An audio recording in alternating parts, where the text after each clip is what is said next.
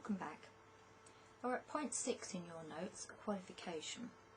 So even though a work may fit one of the statutory descriptions of work, before copyright can subsist in it, it must also qualify for protection, either by reference to the status of the author or by reference to the place of first publication or transmission, and we find this in section 1 subsection 3.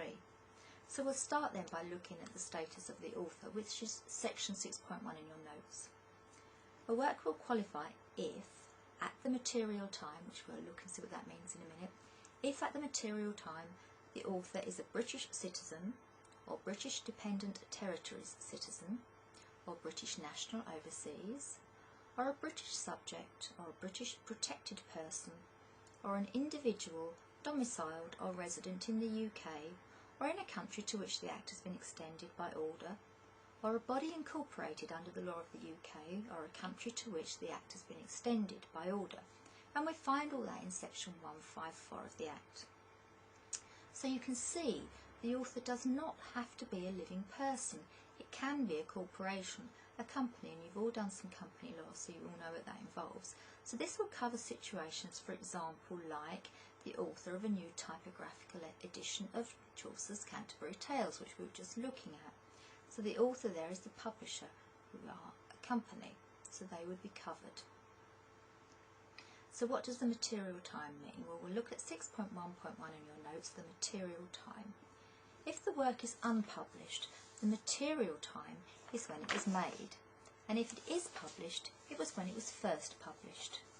If the author died before publication, which would be a shame, the material time is that immediately before his death. In the case of sound recordings in films, the material time is when it was made. And in the case of broadcasts, the material time is when they were broadcast or transmitted. And for typographical arrangements, the material time is when the edition was first published.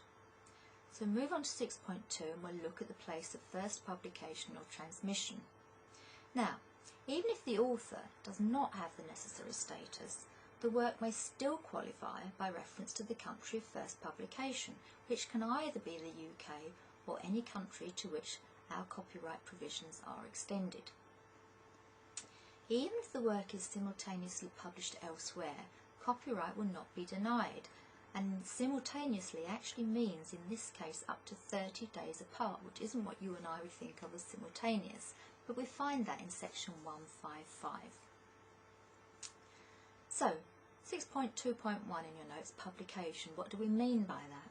Publication is defined then by section 175, and it means the issue of copies to the public, including making the work available by electronic retrieval system.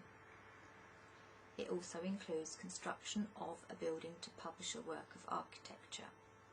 Now, unauthorised acts are not taken into account, so some piece of your work that you've done is stolen and published and you haven't given permission for it, that's not taken into account. And there are some other specified acts which do not constitute publication. So, performance of a literary, dramatic or musical work, amazingly. An exhibition of an artistic work, that's a real surprise. Playing or showing the sound recording or film in public, or the broadcast or inclusion in a cable programme service of a literary, dramatic, musical or artistic work, or a sound recording or a film.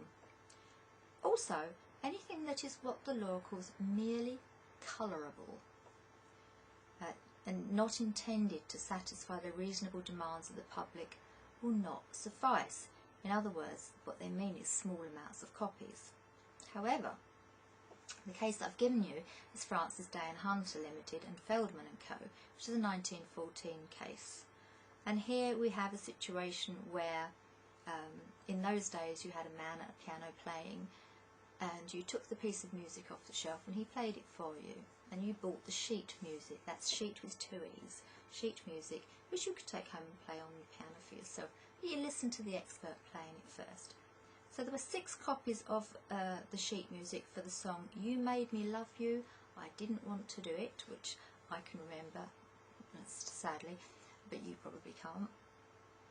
And 6 copies, believe it or not, was deemed to be enough, because the publisher intended to satisfy the reasonable requirements of the public.